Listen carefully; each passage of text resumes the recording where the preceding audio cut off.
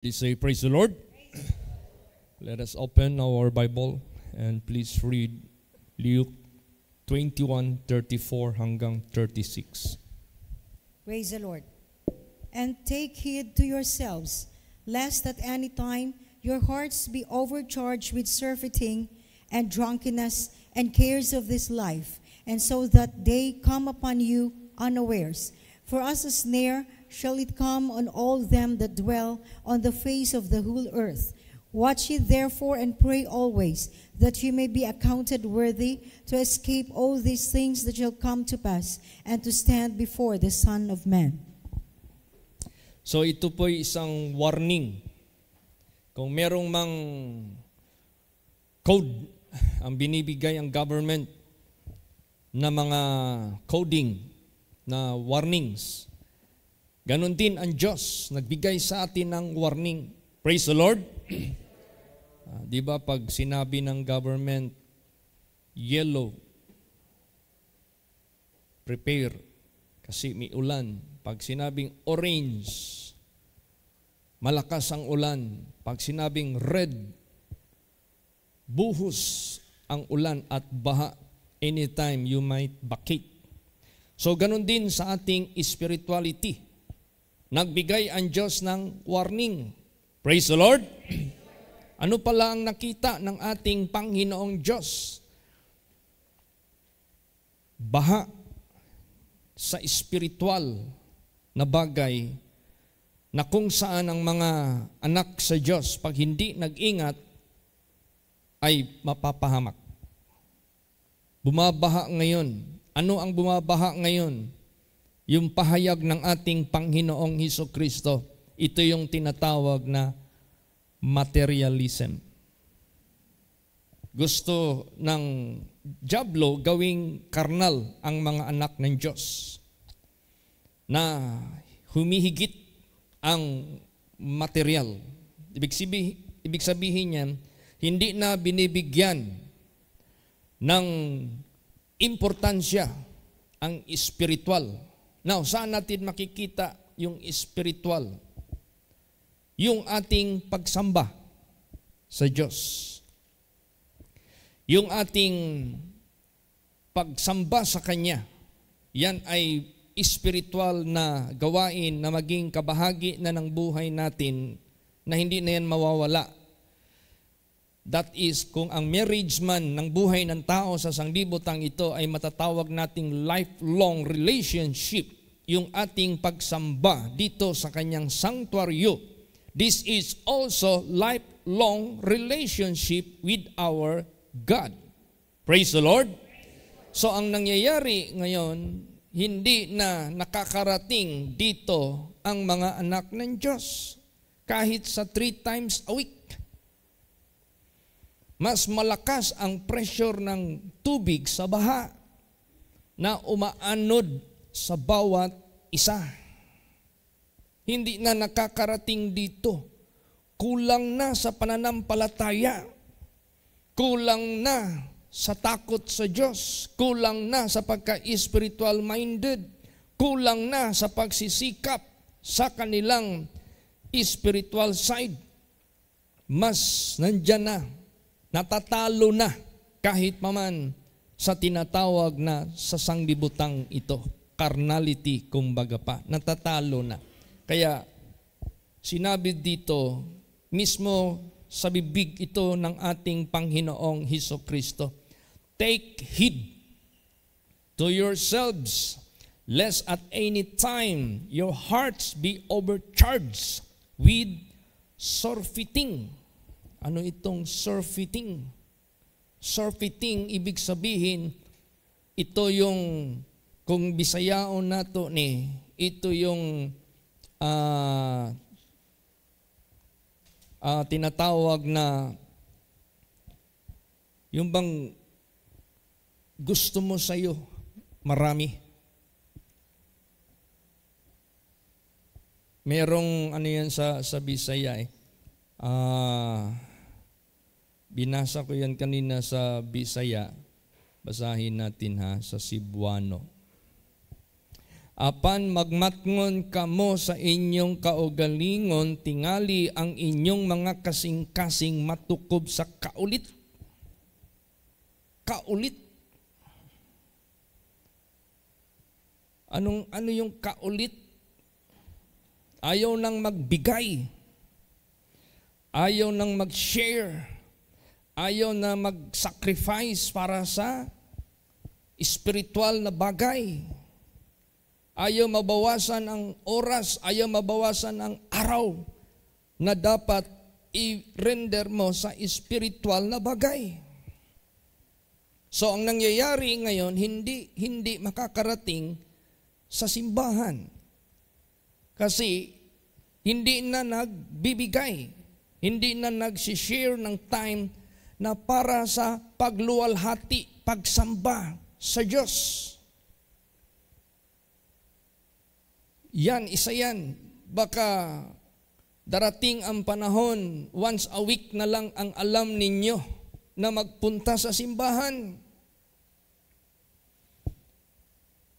Imbis daily. At nagbigay si Lord Jesus Christ ng consideration 3 times a week. 3 times a week, yan na yung pinaka-minimum. Hanggang nagbigay si Lord Jesus Christ sa mga merong ministry twice a week. Pinaka-super minimum. Pero hindi yan ang standard na dapat nating gawin sa ating spiritual side. Kinakailangan talaga higitan, no? Yung bang mas higit yung pagsisikap ng bawat isa sa spiritual side. Huwag yung kaulit. Huwag yung katakawan. Sa Tagalog, katakawan yan.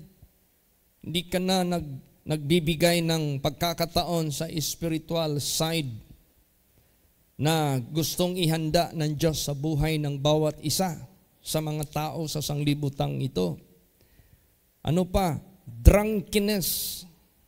Itong drunkenness to make you intoxicated, to make you drunk, mawala sa iyo yung pagka-sober, mawala sa iyo yung sound mind, kumbaga pa, lasing ka. So maraming kalasingan, hindi lang sa alak. Maraming kalasingan sa sanglibutang ito. Kalasingan kahit naman sa bagay sa sanglibutang ito. Kalasingan kahit paman, basta sinabi mong drunkenness, this is excess of wine. So hindi lang wine ang pwede nating gamitin dito sa kalasingan, kundi yung excess, yung time mo sa mundo. Nalasing ka na sa sanglibutang ito. Kulang ka na sa spiritual na feeling o fill up sa buhay mo. Drunkenness and cares of this life. More ang iyong kinikare your life on this world. More ang kinikare mo, more on your future in this world. Ang kinikare mo, more on the things of this world. More on the things of this world. Cares of this life. So, inuumit mo na ang spiritual na bagay na dapat mong gawin sa sarili mo doon sa Diyos. Yung pagsamba mo sa Diyos, yung paglilingkod mo sa Diyos, yan ang nawawala. Dahil sa cares of this life. Most of your time nasa life, care of this life. Imbis yung most of your time, care of your soul, care of your salvation, care of your spiritual destiny, care of your eternal benefits, hindi na cares of this life. Samantalang ang Diyos nangako, pag inuna mo yung care of eternal life, i-add niya ang lahat. So kulang ng faith, kulang ng hope, kulang ng trust sa Diyos, nawalan ng tiwala sa Diyos, nawalan ng pananaw kung ano ang kapangyarihan ng Diyos, nawala nawala na sa covenant ng Diyos, hindi na naging mindful sa covenant ng Diyos. So, sinisira na ang dapat mong gawin bago niya ibigay. Ang sabi niya, seek ye first the kingdom of God and His righteousness. This is more on the spiritual matters. Hindi na ginagawa. More on cares of this life na sa sanglibutang ito. Ang pag-aabala na sa buhay sa sanglibutang ito. Ang masyadong tinututukan. Ang masyadong binibigyan ng kabigatan. Ilang oras mo lang yan maupo kayo dyan para makinig sa banal na salita ng ating Panginoong Diyos tuwing samba. Hindi pa mabigyan ng pansin, hindi pa mapaglaanan ng oras, araw at panahon. So, ganon. Yun ang warning na binigay ni Lord Jesus sa atin lahat. Praise the Lord. Warning yun. Na hindi susubra yung material kaysa sa spiritual. Kinakailangan higit ang spiritual kasi ito yung maging daan ng pagliligtas ng Diyos sa buhay natin at ang pagkalinga ng Diyos sa ating kinabukasan sa sanglibutang ito. Kaso nabaliktad. Diba sabi ko na sa inyo, ilan na lang ang presensya tuwing samba natin sa Wednesday at saka Friday.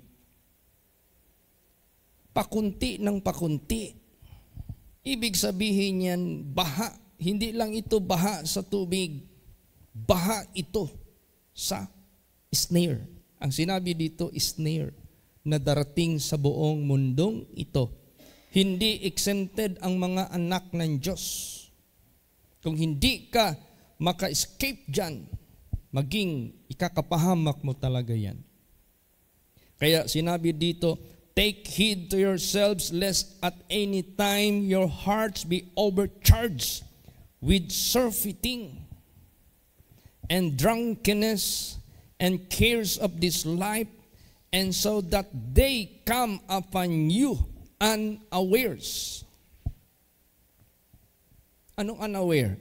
Unprepared, unworthy. Unprepared, unworthy. Kung sa pagbalik ni Jesus, unworthy ka marapture. Kung sa kamatayan man, unworthy ka sa kaligtasan.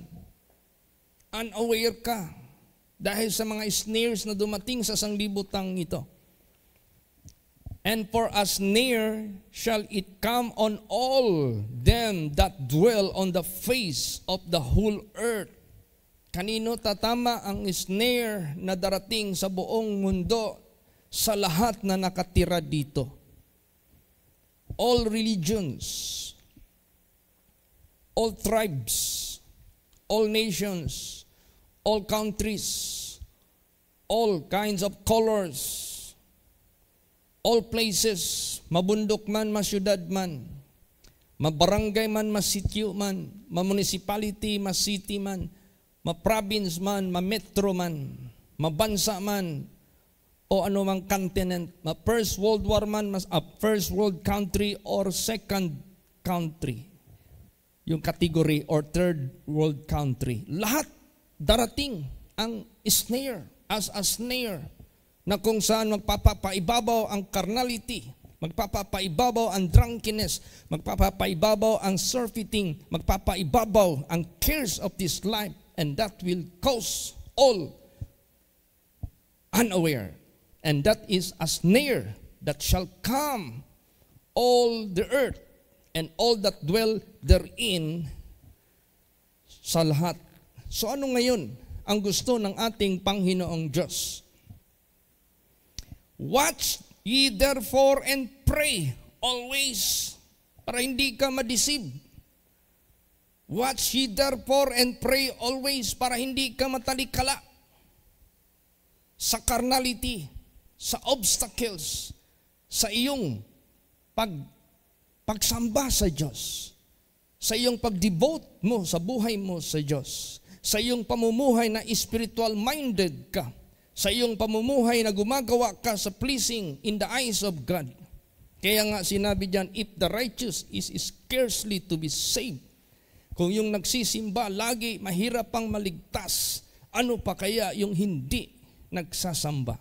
Ano pa kaya yung hindi matuwid? Saan pa kaya sila pupulutin sa sanglibutang ito? So ibig sabihin yan, walang exempted sa snares na darating na ito na mag-cause sa bawat buhay ng tao unaware. At maging snare yan sa buhay, biglang yan yun maghuli sa kanya na unaware.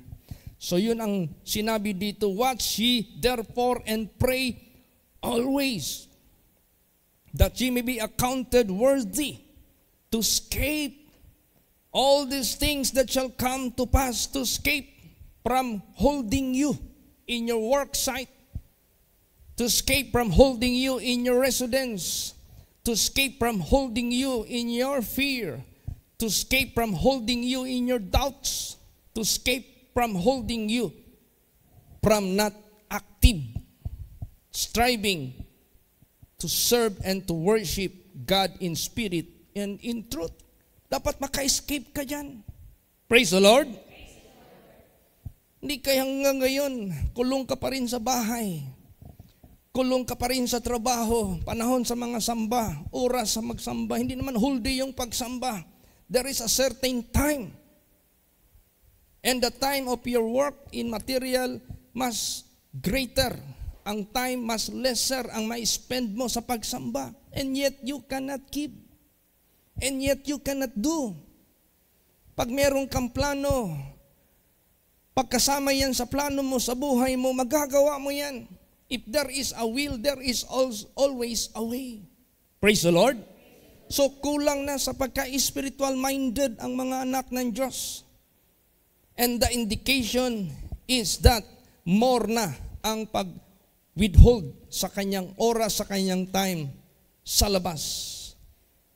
Hindi na dito sa loob ng sanctuaryo. Tingnan mo yung sinabi ng Psalms. One thing have I desired and will I seek after, that I may dwell in the house of the Lord all the days of my life, to behold the beauty of the Lord and to inquire in His temple. This is lifelong relationship with our God, to be in the sanctuary. Praise the Lord. Dito tayo. So anong gusto ng Diyos? Bakit sumigaw ang ating Panginoong Kristo yung kapahayagan? Very sharp yun. Paggising yun. Kailangan magising na ang lahat. Awake. Basahin natin. Romans 13:11 hanggang 13. Praise the Lord. And that knowing the time, that now it is high time to awake out of sleep, for now is our salvation nearer than when we believed. The night is far spent, the day is at hand. Let us therefore cast off the works of darkness, and let us put on the armor of light. Let us walk honestly as in the day, not in rioting and in drunkenness, not in chambering and wantonness, not in strife and envy. Yan, gumising ka na sa pagkatulog mo. Ano yung tulog? Inactive ka. Ano yung tulog? Inactive ang status ng tulog. Inactive ka na. Suppose you must be here in the sanctuary on that time, on that day. Inactive ka na. Kahit naman sa paninindigan, sa panahon ng mga tukso, ng mga pagsubok, inactive ka na. You are no longer fighting for your spirituality. You are no longer standing on God's standard. Wala na. Hinayaan mo na lang ang sanglibutang ito mag-overcome sa iyo. At yan yung maging snare to make you unaware pagdating ng ating Panginoong Hesus Kristo. So awake, and that knowing the time that now it is high time to awake out of sleep, out of being inactive. For now is our salvation nearer than when we believed. We have to secure our salvation because now, mas malapit na ang kaligtasan kaysa nung una nagsimula pa tayo naniwala sa Diyos. The longer you serve, the nearer you will be in God's salvation.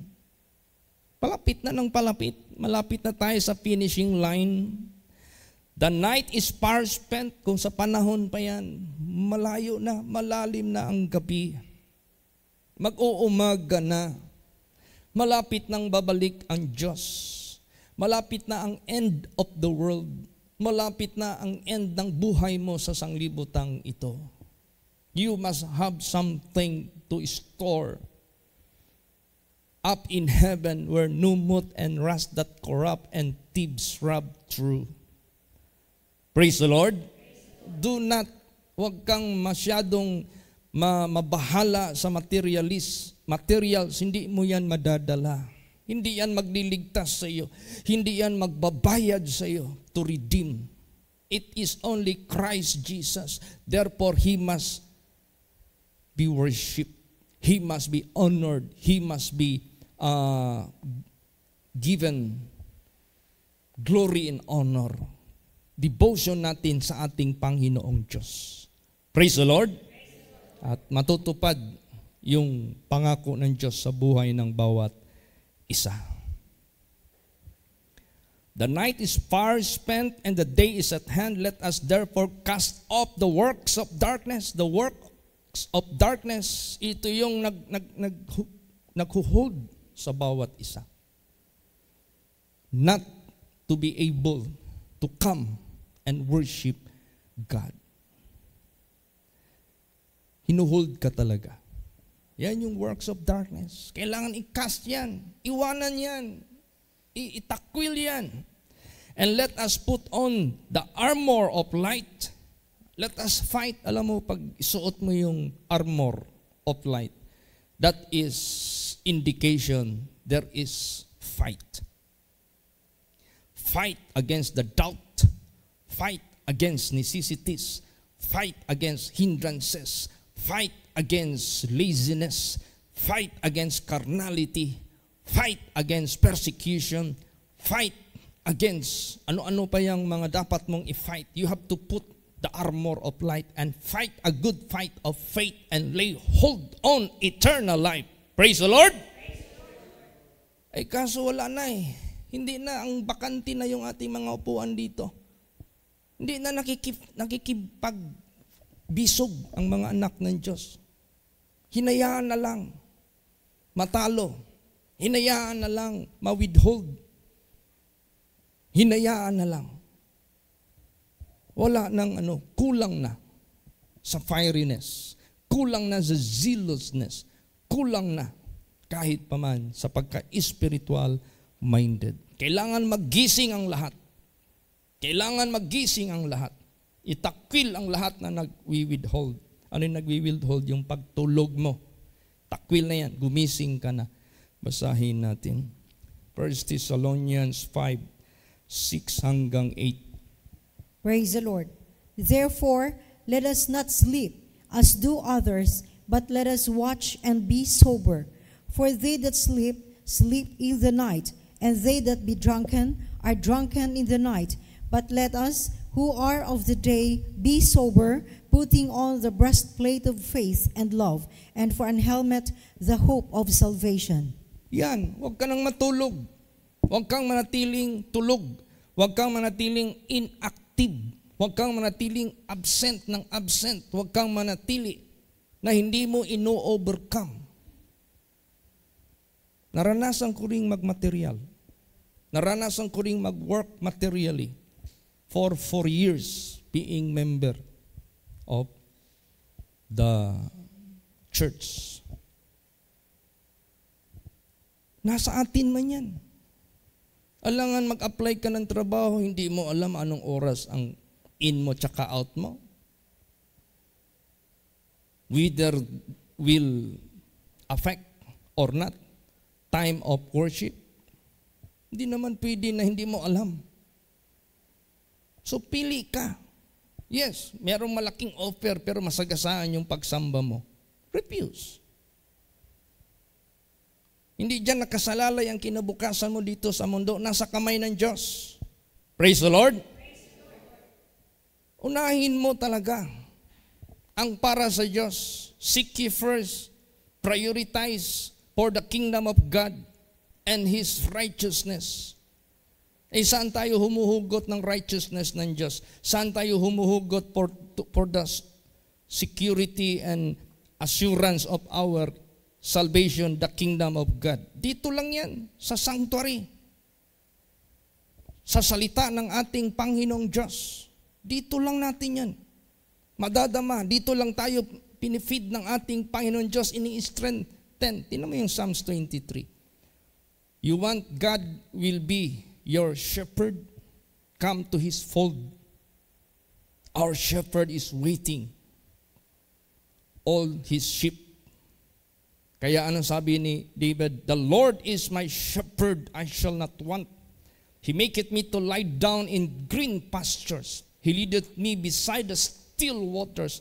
He restoreth my soul. O ibig sabihin yan, nandito ang restoration. Di kaya hayaan mo na lang, mapadpad ka ng ibang direksyon, hayaan mo na lang, mapalayo ka sa standard ng gusto ng Diyos sa ating kaligtasan. Hayaan mo na lang yan mag-fade away. Hayaan mo na lang yan ma-overcome. Hayaan mo na lang yan. Anong nakapag-overcome sa iyo?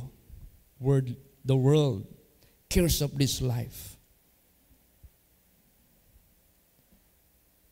Kaulit. Hindi mo na binibigay yung time due to God, moment due to God, worship due to God. Hindi na. Kaya huwag matulog. Let us sleep, don't remain inactive. As the others do, sinabi dyan. But let us watch and be sober. For they that sleep in the night, and they that be drunken are drunken in the night. They are not active. They have no soundness of mind. They have no soberness. Wala. Unaware. But let us who all of the day be sober, putting on the breastplate of faith. Kailangan yung faith natin, hindi yan ma-weaken. Kasi pag ang faith natin ma-weaken, ma-overcome tayo sa pagtakot. Tinatakot tayo ni Satanas sa sanglibutang ito. Satan is threatening you. Satan is causing you to fear. And to care more on life here on earth, not to be careful of your eternal life. Yun ang gusto ni Satanas. Tulog ka, inactive ka for your assurance of your salvation. You neglect it because of the cares of this life. You are being drunken by the deception of Satan, by the lahat na ng mga paraan ni Satanas, nalasing ka na. Hindi ka na makaisip ng matino para maka-escape ka. Kasi ang ano dito, subject that you may be able to escape. Praise the Lord. Na darating sa buong mundong ito as a snare. Cares of this life, drunkenness, surfeiting. Yan ang mga bagay na nagpapatulog sa mga tao para hindi sila gising sa Panginoon para sa kanilang kasiguraduhan ng kaligtasan. Ano pa? Sasakalin ka ng mundo. Anong magsasakal sa mundo? Sa bawat spiritual na mga tao sa mundong ito, na hindi sila bubunga ng kabanalan, katuwiran, kasakdalan. Bakit? Basa Luke 8:14. Praise the Lord. And that which fell among thorns are they which, when they have heard, go forth and are choked with cares and riches and pleasures of this life, and bring no fruit unto perfection. Yan. Nasakal na sa mga tinik o dawagan. Sila po ay nasakal sa cares. Anong cares? Cares of this life. Abala sa buhay sa sanglibutang ito. Abala sa pangangailangan sa sanglibutang ito. Abala kahit paman sa kinabukasan sa sanglibutang ito. Materially, carnally. Riches, nung yumaman na, wala na. Wala na sa Panginoon. Hindi na marunong kumilala sa Diyos. Hindi na marunong magsamba sa Diyos. Hindi na marunong mag-alaala sa life of holiness. Adapt na ang worldliness. Adapt na ang mga vices. Adapt na ang lahat ng mga sa sanglibutang ito. Worldliness, okay na lahat. Dahil sa kayamanan na yan, can afford na sa lahat ng mga kamunduhan, kayamanan sa sanglibutang ito. Because of that riches, sinakal ka. Hindi ka na makabunga ng katuwiran na dapat mong ibubunga sa kasakdalan ng iyong spiritual. Pleasures of this life. Kalayawan sa sanglibutang ito. Para bagang nakalimot kahit paman sa kautusan ng Diyos. Tumalo na, sumalo na sa ino-offer ng diablo, sa ino-offer ng Satanas, which the Gentiles, which the non-believers, which the wicked are doing. Sumausaw ka na. Kasama ka na sa kanila. You are already compromising to this world. Wala ka ng paninindigan. You are like a dead fish. Ayaw na lang sa agos. Umuuyo na lang sa agos. And that direction going to the sea. Sea of fire. Sea of punishment. Lahat ng mga patay nandoon yan papunta. Kung buhay ka spiritually, you are active. You are fighting against the current of this world. Praise the Lord. At if God made you rich, you are rich in good works. You are rich in distribution. You are rich in communication. You are rich in helping others. Yan, dyan dapat. Pero wala na. Para lang bula na nawala. Nung kahirapan pa, luhod ng luhod, pray ng pray, request ng request. Pag nandoon na sa ibang lugar na hayahay na, wala na. Kahit anino, hindi na makita. Wala nang no hi, no hello na kay Jesus Christ. Wala na. Bye-bye, Jesus. Kaya, tingnan natin ano ang sinabi ni Lord, anong opinion ni Lord Jesus Christ sa dalawang tao dito na magkapatid. Yung isa, cares of the world.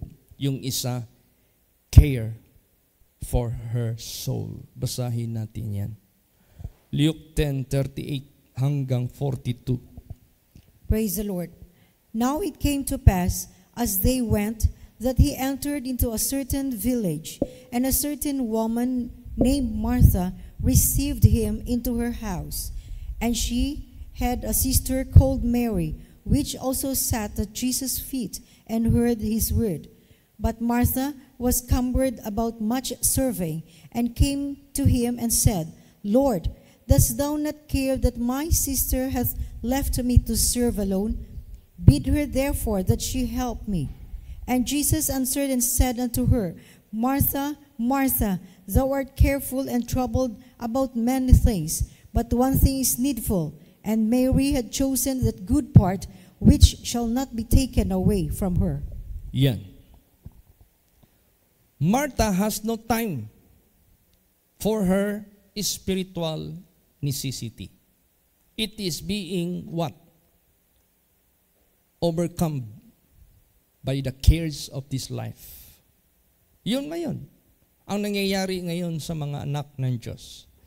Because of the cares of this life, hindi na malaala ang 3 times a week na pagsimba. Hindi na malaala. Hindi na, bago mag-apply ng trabaho, ma'am, excuse me, can I ask you what is my schedule? Pag nasasagasaan yung pagsamba mo, I'm sorry, ma'am. Thanks so much. But I cannot be as your employee. Hanap ka ng ibang amo. Hanapan mo ng slot ang pagsamba. Hindi kayo nag-offer lang ng malaki, bulag ka na. Matapos yung trabaho mo, kasali yung pagsamba mo dito, okay ka lang.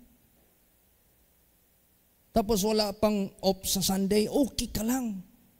Kasi malaki ang in-offer.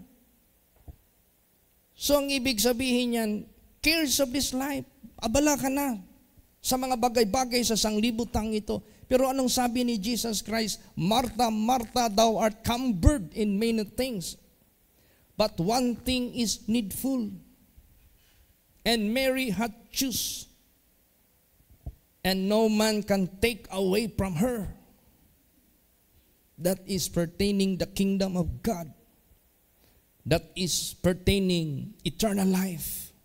Samantalang cumbered ka in many things, hindi mo man yan madadala. Samantalang cumbered ka in many things, hindi man yan makaligtas sa iyo. Samantalang cumbered in many things, that is so vanity of all vanities.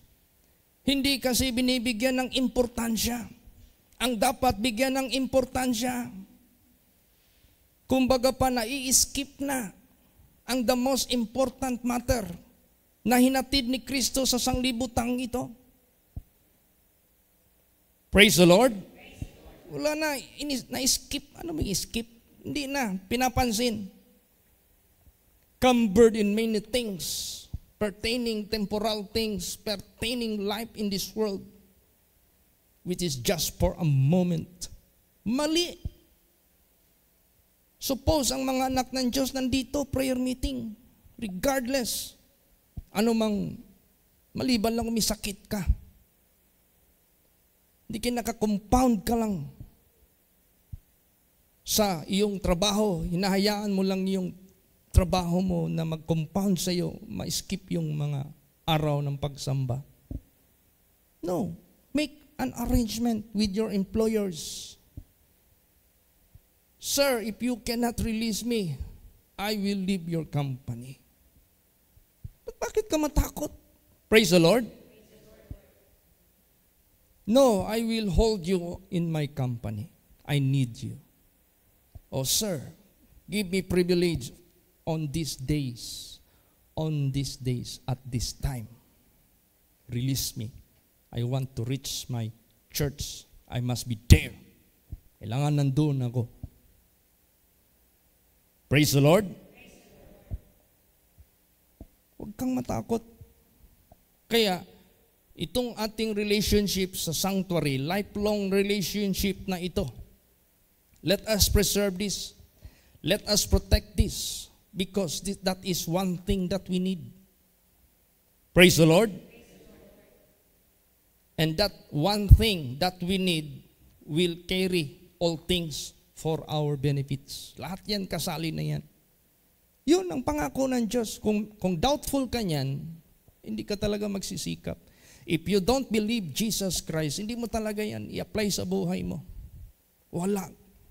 Kahit sa planning mo, kahit sa objective mo, wala, hindi kasali ang mga covenant ni Jesus Christ. Kaya nga sinabi diyan, we must be mindful of His covenant. Praise the Lord. Anong importante? Bakit kailangan natin maging mindful of His covenant?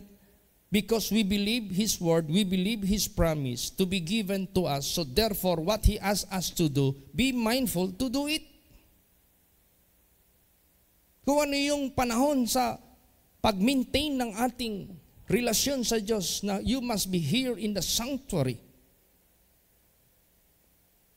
I-preserve mo yan. Praise the Lord. I-preserve mo yan. Di natin ma-predict ang pangyayari sa mundo. Meron kasing tinatawag na sudden destruction na mangyayari. That will make all people who disregard the warning of God, they will regret forever. Yan ang nakakatakot sa lahat. Basahin natin yan.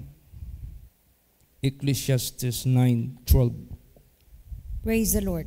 For man also knoweth not his time, as the fishes that are taken in an evil net, and as the birds that are caught in the snare, so are the sons of men snared in an evil time, when it falleth suddenly upon them. Yan, hindi mo malalaman, hindi mo hindi mo ma-predict, hindi mo alam. Anong evil na biglang darating sa buhay mo? Now, if you are not careful of your salvation, you neglect it because you are more careful on the life on earth. Biglang dumating ang evil sa buhay mo. Unaware ka ngayon. Unprepared ka ngayon. Unworthy ka ngayon. Kasi yung pagiging worthy mo, you neglect. Pagiging prepared mo, you neglect. Pagiging secured mo for your salvation, you neglect. You neglected the most important thing sa buhay mo. Dapat hindi yan mangyari. Praise the Lord. Bakit? Anong kinakatakutan mo sa mundong ito? Takot ka maubusan ng oras? Takot ka maubusan ng pera? Sa magagastos mo sa 3 times a week dito? Bakit? Sino yung amo mo? Ang pera? Di ba ang Diyos? Di ba siya yung provider natin? Siya yung nag-i-extend ng buhay natin? Kaya nga sabi ni David, you made my life as a handbreadth. O ibig sabihin yan, kung hindi tayo gigisingin ng Diyos after we have slept in the night, wala naman tayo. O He is the source. O bakit ka matakot? Why are you afraid to spend time and money for God's glory and for God's honor? He is the supplier. Isa yan na i-overcome natin. Praise the Lord. Isa yan. Imagine yung pagsimba ko noon sa Aywa, ang layo-layo ng Aywa, Turil, San Pedro ako nakatira. Wala naman akong trabaho na professional ako. I have my money, my own pocket. Nagbibig lang ako sa nanay ko ng piso. So, 2 ang hinihingi ko araw-araw. Pagdating dyan sa kanto, wala na akong pang tricycle. Baktas yan. Pag uwi, baktas din. Malayo pa yun dito. Mga 500 siguro yun meters o half kilometer. Bago yung mga 400 ganun. So, magsikap ang bawat isa. One thing is needful, and you must be at the feet of Jesus. And how to be at the feet of Jesus? You must be here in the sanctuary. Praise the Lord. Nandyan sa between of His feet ang law, ang commandments, ang word of God for you to inherit eternal life. Dito ka, magpunta ka dito. Tandaan yan. Lahat ng mga scheduling ng bawat isa, you should manage your salvation very much and very well. Praise the Lord. I-manage yan ng husto. Kasi sinabi dito, para tayong isda na hindi alam kailan mabingwitan. Para tayong ibon, hindi alam kailan tayo mai-snare. Kailangan natin i-maintain yung preparedness natin. Ano pa ang pagbalik ni Jesus? What it look like? Basa Revelation 16:15. Praise the Lord. Behold, I come as a thief. Blessed is he that watcheth and keepeth his garments, lest he walk naked and they see his shame. Yes. Ako'y babalik katulad sa magnanakaw. Mapalad ang nag-watch. Mapalad ang nag-ingat sa kanyang garments. Baka lalakad siyang naked. Ayaw niyang maglakad na naked. Ayaw niya na siya'y makikitang mapapahiya. So, anong ginawa niya? He keep his garment pure and white. Ano pa? Naging watchful siya sa kanyang pagtatrabaho o kaya pagninegosyo na hindi masagasaan ang maintenance ng kanyang garment to maintain it pure. Ayaw niyang masagasaan yung kanyang pag-watch, baka manakawan siya ng dyablo ng pagkakataon at siya ay mabiktima ni Satanas. Tingnan mo tayo. Punta ka ng Cebu. Hindi ka pwede magdala ng cellphone doon na magganong-ganong ka sa streets. Biglang halbutin yan. So kung watchful ka, alam mo nang gagawin mo. Aware ka eh. Ganon din sa spiritual life natin. Hindi natin hinahayaan manakawan tayo ng dyablo, ng oras ng panahon. Nakawin niya sa atin at matuluyan na tayong mawalan. Kaya, gusto ng ating Panginoong Diyos, watch and keep your garment pure and white always. Put in your diary. Put in your planning. Put in your mind. Put in your heart. Make it to your entire life sa sanglibutang ito. Do not ever give a chance to Satan na ma-defiled ka yung garment mo by diminishing your spirituality until such time you are being overcome by the worldly things that will defile you. Ganun man yan. Oh, mag-fade away yung spirituality mo. Mag-grow yung carnality mo. Pag mag-grow yung carnality mo, you will be overcome by carnality. And the Bible says to be carnally minded is death. It is only for the spiritual-minded life and peace. Spiritual-minded, you maintain your white garment. Spiritual-minded, you maintain your being watchful and prayerful. Ganon. Hindi natin alam ang pagbalik niya. Basa Matthew 24:42. Praise the Lord. Watch therefore, for you know not what hour your Lord doth come. So what do you mean of this?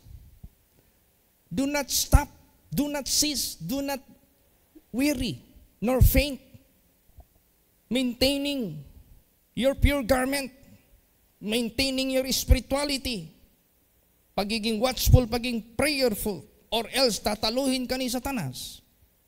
Bakit si Satanas watchful? Yes. Bakit si Satanas sober? Yes. Sa anong bagay siya watchful? Sa anong bagay siya sober? To victimize us. Mahanap yan lagi ng opportunity. He never stops. Hindi yan humihinto. Basahin natin. 1 Peter 5:8.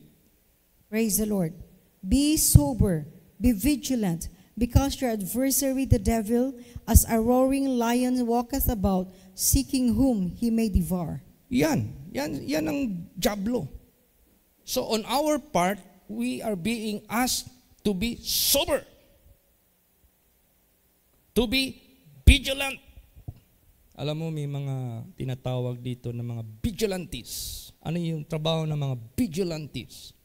They are the people who do not sleep in their assignments. They are vigilant to guard the subject that are being assigned to them. Anong subject binigay sa iyo as a vigilante? Oh, I have to guard this barangay. How many of you? We are 100 at a time. Kailangan mayroon kaming designated area na walang makapasok na mga bad elements. Hindi yan natutulog. Yan ang gusto ng Diyos sa buhay natin. Be sober. Pag sinabing sober, you are aware, you are conscious, you are awake. Alam man, palusutin mo yung magnanakaw. Palusutin mo yung aksidente. Parang driving ba? Karamihan nagda-drive na aksidente, nakatulog. Alam mo na, hindi ka na sober mag-drive. Matulog ka, magtabi ka.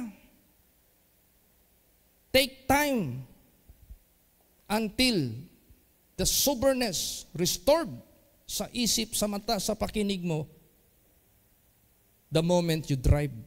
Hindi. Hinayaan lang na hanggang nakalimot. Wala na. Ganon din sa spiritual life natin. Praise the Lord. Hindi mo alam, ninanakaw na yung araw ng pagsamba mo. Hindi mo alam, kinukuha na ang attention mo sa carnality, cares of this life, pleasures of the world, riches of this world. Ninanakaw na. Hindi na naka-focus doon sa eternal life. Yan. Be sober. Be vigilant. Because your adversary, the devil, as a roaring lion, walketh about seeking. See, action word. Seeking. Never stop. Hindi tayo mahinto. Seeking whom he may devour. Makita ka lang niya na hindi ka sober, hindi ka vigilant, pasukan ka ng masamang espiritu. Magpapadala si Satanas ng tukso sa buhay mo na hindi mo ma-resist. Kasi kulang ka sa soundness of mind. Kulang ka sa discernment. Kulang ka sa resisting power na dito mo lang yan makukuha sa sanctuary. Dito mo lang yan makikita at the feet of Jesus. Praise the Lord. If you neglect it, so you have nothing of all these necessary things na maligtas ka. Paging sober, paging vigilant. Mawala yan sa buhay mo, wala. Titirahin ka talaga ng dyablo. So anong gusto ng ating Panginoong Diyos? Pag nagising na ang lahat. Pag ginigising ka na ng Diyos, babalik ka naman sa pagtulog. Then wait for someone to awake you again. Magsikap ka. Be responsible of your own spiritual life. Praise the Lord. Magsikap ka. So, tayo ngayon, gusto ng ating Panginoon Diyos, we can stand in this evil world. We can stand in this evil generation. We can stand or withstand. Pag sinabing withstand, you can endure having not affected. Hindi ka naapektuhan sa kasalanan, hindi ka naapektuhan sa carnality, hindi ka naapektuhan sa lahat ng mga trending sa sanglibutang ito, technology. Lahat-lahat ng anuman darating sa sanglibutang ito as a snare. Hindi ka maapektuhan. So anong gawin natin? Kailangan lagi tayong nakasuot sa whole armor of God. Basahin natin yan. Last verses. Ephesians 6:13 hanggang 17. Ephesians 6:13 hanggang 17. Sige. Praise the Lord. Wherefore, take unto you the whole armor of God, that ye may be able to withstand in the evil day, and having done all to stand. Stand therefore, having your loins girt about with truth, having on the breastplate of righteousness, and your feet shod with the preparation of the gospel of peace. Above all, taking the shield of faith, wherewith ye shall be able to quench all the fiery darts of the wicked.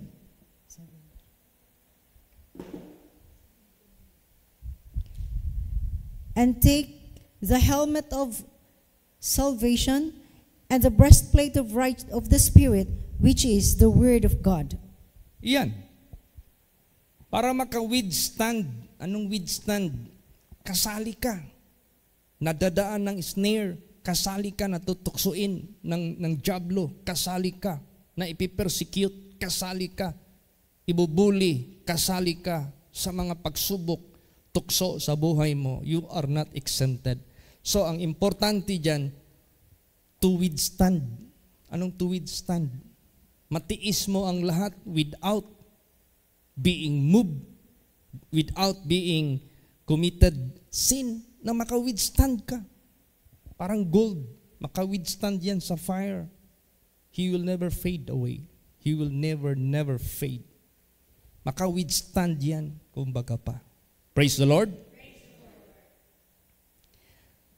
In the evil day, having done all to stand. Pag sinabing having done, that is finish. Until you die, until Jesus comes. That is how we shall be done. Praise the Lord.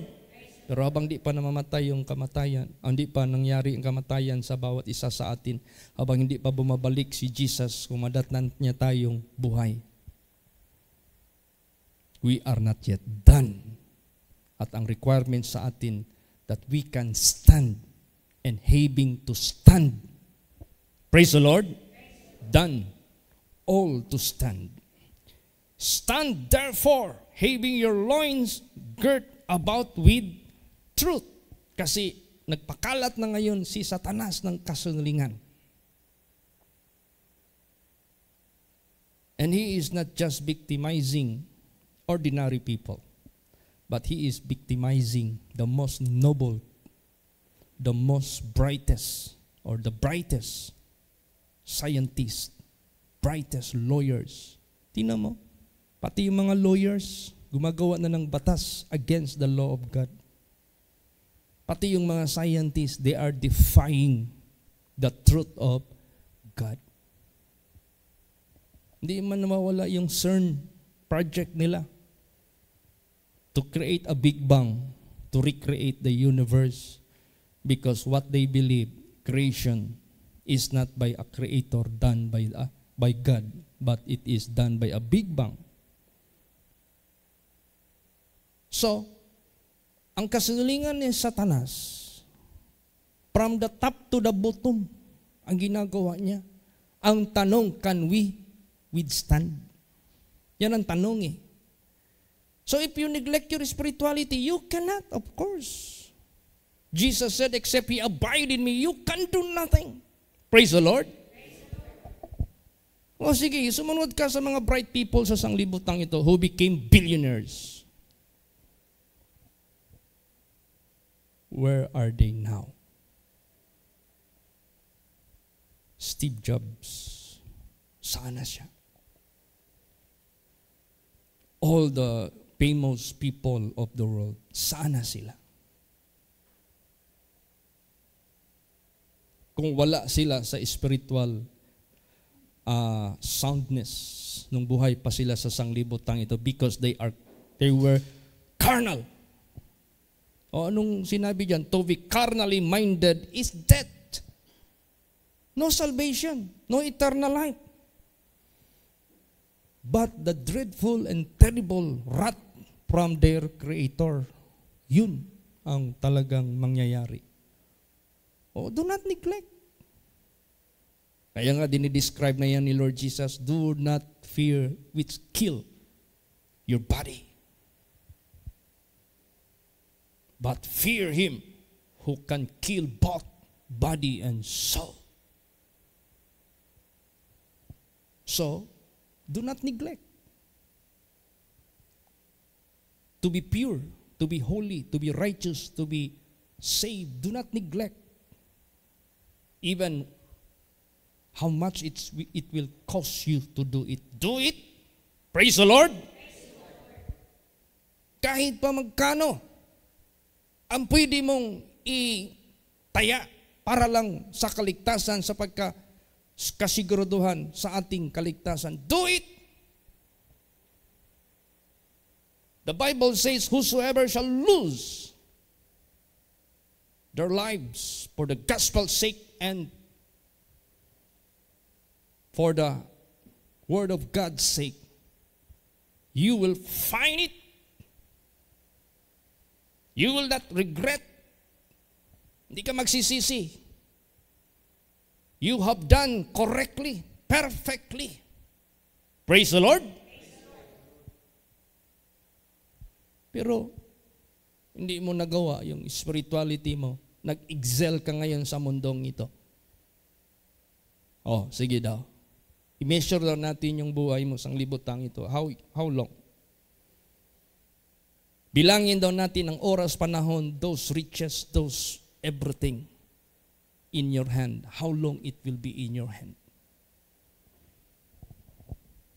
Ang saglit lang masyado yan. Samantalang yung the most eternal benefits, you neglect it.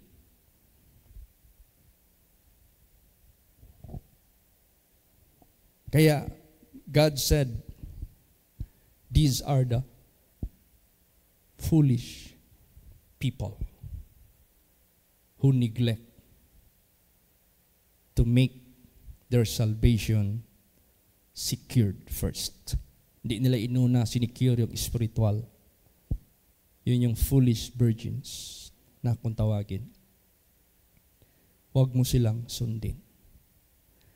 Ang wise who maintained oil in their lamp,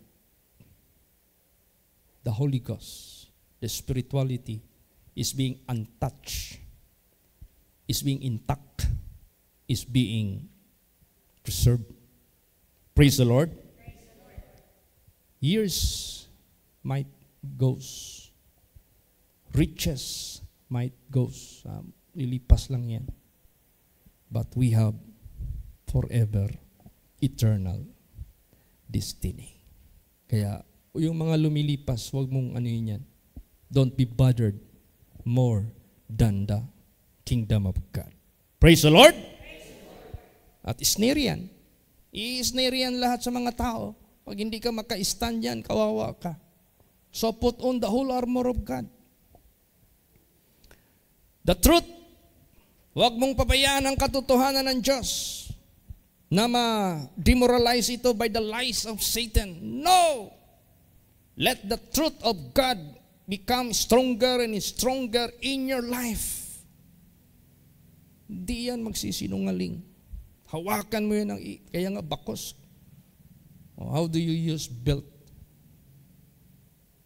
You have to do like that. Higpitan mo ang katotohanan sa buhay mo. Having on the breastplate of righteousness. Huwag mong ikahiya. Ang righteousness ng ating Panginoong Diyos, which most of the people despise, criticize, they mock, they reject, and they treasure more on the worldly manner, character, ungodliness, Gentiles, lahat-lahat ng mga non-believers, kung ano yung mga practices nila, yun ang masyado nilang ina-appreciate. Because the way they look at it, these people are wicked but they are so rich. These people, they are so wicked but they are so, ano ba yan? Gorgeous. They are so, yung magnificent. They are dwelling not in a nipa hut. They are dwelling more on villas. They are dwelling more on, ano ba yung nasa rooftop na bahay? Anong tawag yan? Yung pinaka-rooftop na bahay na maganda? Ayan. Dapat sila ang ating tularan? No! That is deception. That is a great lie. Kaya yung righteousness ng Diyos, lagay mo yan sa harap mo. Huwag mo ikahiya yan. And your feet shod with the preparation of the gospel of peace. Never stop. Share the gospel of peace.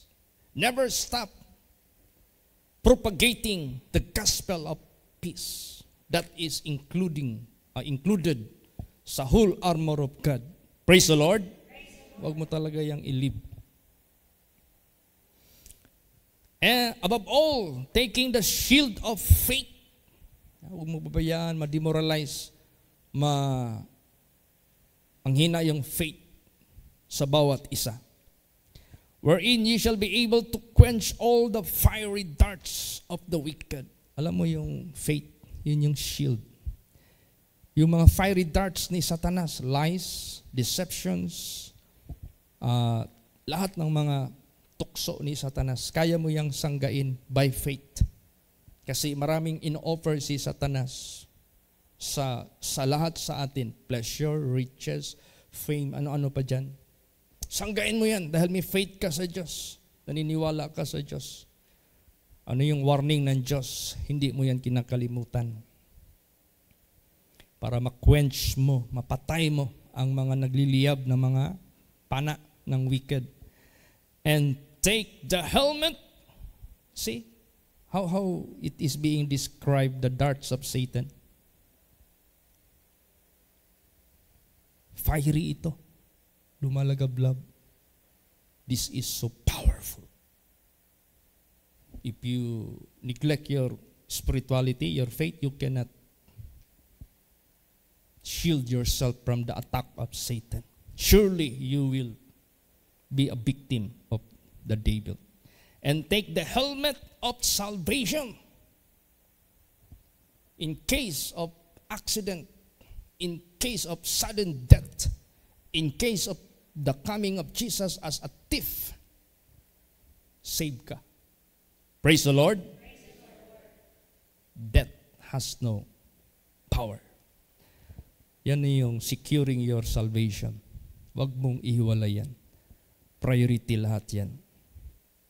The sword of the Spirit, which is the word of God. This is the only offensive among all armor, whole armor of God. Pinaka-offensive. Pag sinabing offensive, this is how to attack, counter-attack Satan. This is how counter-attack the killer. This is how to counter-attack the robber. Anuhin mo siya. Huwag mo siyang hayaan kung kay digong pa. Maraming nakaka-misinterpret sa kanyang statement. Akala ng mga tao dyan, lalo na sa Luzon, he is claiming and acknowledging and admitted that he is a killer. He killed. Hindi nila alam, gumagamit siya ng batas. If a criminal or criminals will do such approach that endangered your life, wag mo na siyang hayaan makakalabit ng gatilyo. Unahan mo na siya. Ganon sa spiritual life natin. You must use the most offensive armor of God. Huwag mo nang hayaan makakalabit si Satanas to kill you. But unahan mo na siya. Praise the Lord. Tingnan mo si Jesus Christ. Paano niya i-counterpart yung approach ni Satanas sa kanya to kill him spiritually. Di ba? Ang counterpart niya yung Word of God. Of all those 3 temptations, wala siyang ginamit na offensive, which is the Word of God. Puro Word of God yan. Kaya ganun. Paano yung hindi ka na magsisimba? Yung Bible mo, kung lagyan niya ng CCTV, mawala lang yung Bible kung Sunday. Mabalik Sunday ng gabi. Monday, walang galaw. Tuesday, walang galaw. Wednesday, walang galaw. Anong ginagalaw? Cellphone. Anong binubuksan? Cellphone. Cellphone. Monday hanggang Friday, Sabado, cellphone. Ang Bible, walang bukas-bukas.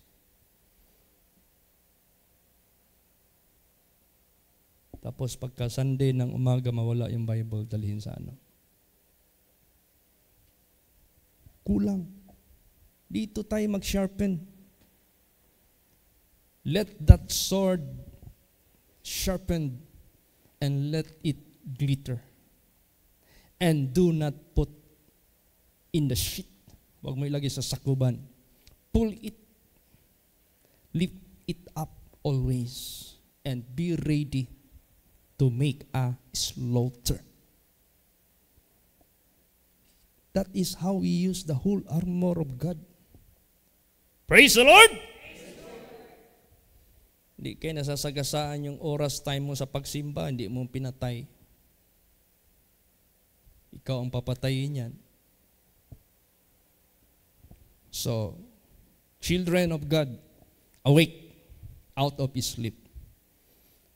Dama nyo ba yung warning ni Jesus? Kung dama nyo yung warning ni Jesus, you must take heed. You must listen. Out of sleep. Dapat Friday, Wednesday, Sunday, day and afternoon, you must be here in the sanctuary. That is the minimum na binigay ni Jesus to maintain our spirituality. And we have to preserve it. We have to protect it. We have to defend it. Praise the Lord! Praise the Lord. At dyan mo makikita how God fulfill His word, His promise. If you believe Him, if you trust Him. Maintain talaga. Lord, I believe. Yes, I trust in you. Yes, I hope in you. My hope I put in you. Bakit sound yung isip mo? Bakit sound yung faith mo? Because you never neglect your spirituality. Lagi kang malakas para sa iyong kaligtasan. Kaya, to God be the glory. We pray ninyo, God be willing.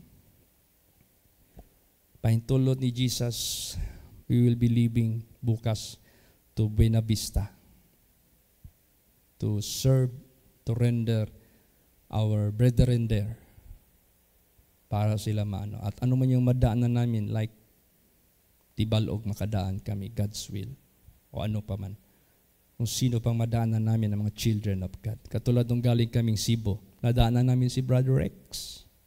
Ang saya-saya ni Brother Rex. Sabi ko, tama no? Lanaw, maigo, lanaw yung ano niya, address niya. It so happened nandyan si Brother Rex.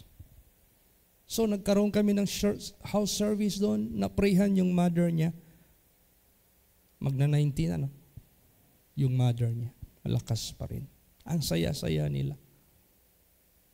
By God's grace. Kaya i-pray natin lahat. Pray natin si Pastor Tam, who is rendering service in Zamboanga. Tomorrow will be the anniversary in Zamboanga congregation. Then next is Dipolog. Siya ang mag-handle doon. Then sunod San Roque. Hindi niya mahabol ng San Roque. So they ask favor from Pastor Jun tungkol to handle it. So anumang mga schedules namin lahat, mga servants of God, we need your prayers. We never succeed without you. And we pray also to all of you non-stop. Praise the Lord. Let us pray one another. Let us now stand up and awitin natin bago tayo magpunta.